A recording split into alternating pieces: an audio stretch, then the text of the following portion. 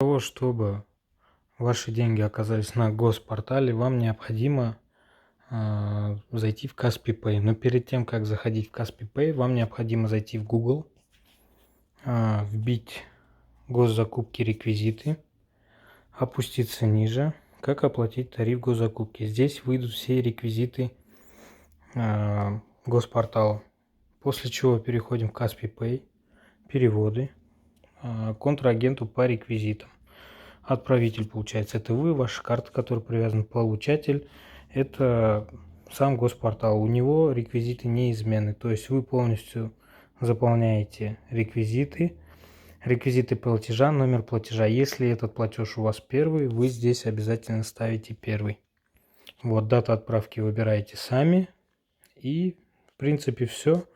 Подтвердить нажимаете, и деньги в течение определенного времени попадут на госпортал.